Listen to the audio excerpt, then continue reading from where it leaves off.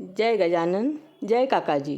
नमस्कार साथियों, सुनंदा पंडित संत अनुभव नामक आपके इस YouTube चैनल पर आप सबका हार्दिक अभिनंदन। इससे पूर्व कि मैं अनुभव साझा करूं, आपसे नम्र विनंती है कि पसंद आने पर मेरे वीडियो को लाइक करें, शेयर करें व चैनल को सब्सक्राइब करें। बेल आइकॉन अवश्य दबाएं, जिससे नए वीडियो के नोटिफिकेशंस आपको मिलते रहें। आप भी अपना कोई अनुभव हमें बताना चाहें तो डिस्क्रिप्शन बॉक्स में मेरी मेल आईडी दी है, उस पर अवश्य लिख भेजें। आपका अनुभव शेयर करने में हमें खुशी होगी। तो चलिए आज के अनुभव की शुरुआत करते हैं। रेवती ताई के मुख से जब मैंने यह अनुभव सुना तो मैंने इसे हिंदी दर्शकों को सुनाने का मन बना लिया। अनुभव महाराष्ट्र के संकेत दादा का है। वे बताते हैं कि 2004 या 2005 में जब उनकी आयु 22-23 वर्ष की थी, वे प्रत्येक कार्य में असफल हो रहे थे। कहते हैं कि कितनी भी मेहनत करूं, सफलता ही नहीं मिलती थी। कोई सहारा भी नहीं था। परिस्थिति से परेशान होकर मैं जीवन से तंग आ गया था। भविष्य अंधकारमय लगने लगा था और ऐसा जब भी होता मैं अपनी पुरानी साइकिल लेकर घर के बाहर भटकता रहता। ऐसे ही एक दिन मैं जीवन से अतिशय निराश होते ही अपनी साइकिल लेकर निकल पड़ा। 1.5-2 घंटे लगातार साइकिल चलाते हुए मैं शहर से बाहर काफ़ी दूर आ गया था। रात्रि के 10:30 बज चुके थे। आसपास कोई बस्ती भी नहीं थी, केवल चंद्र प्रकाश सर्वत्र पसरा हुआ था। तो मैंने घर लौटने का विचार किया। वह साइकिल पलटाकर वापस जाने लगा, पर यह क्या, साइकिल अचानक पंचर हो गई। पहले ही मन की निराशा, उस पर साइकिल पंचर। मुझे क्रोध आने लगा। उस सुनसान स्थान पर पंचर सुधारने के लिए कोई मिलना भी नहीं था। मैं उतरकर साइकिल धकेलते हुए शहर की ओर रात्रि में अकेला ही चलने लगा। काफ़ी दूर तक साइकिल धकेलते धकेलते थक गया तो रास्ते में एक और साइकिल स्टैंड पर लगाकर बैठ गया। मैं बैठा और अचानक एक व्यक्ति मेरे सामने आकर खड़ा हुआ। उसने मुझसे कहा कि कुछ खाने के लिए मिलेगा क्या।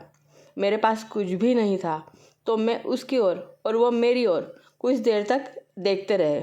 मैंने सोचा ये व्यक्ति तो यहाँ से जाने वाला नहीं, तो मैं ही उठकर चला जाता हूँ।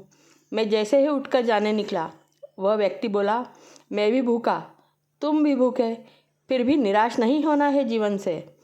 उसकी यह बात सुनकर मेरे कदम अचानक रुक गए। ऐसा लगा जैसे उसे मेरे मन की बात पता चली है। मैंने उससे कहा कि मेरे पास तुम्हें देने के लिए कुछ नहीं है।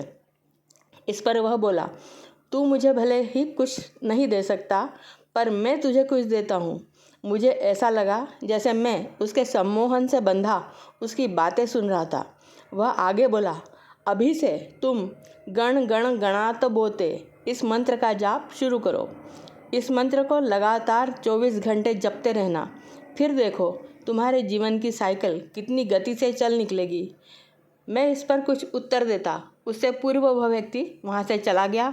वह अंधेरे में लुप्त हो गया। जब मैं वहाँ से निकला तो न जाने कैसे वह मंत्र मेरे मन में लगातार चलता रहा। वह मैं उस मंत्र को जपते जपते कब घर तक आ गया मुझे पता ही नहीं चला।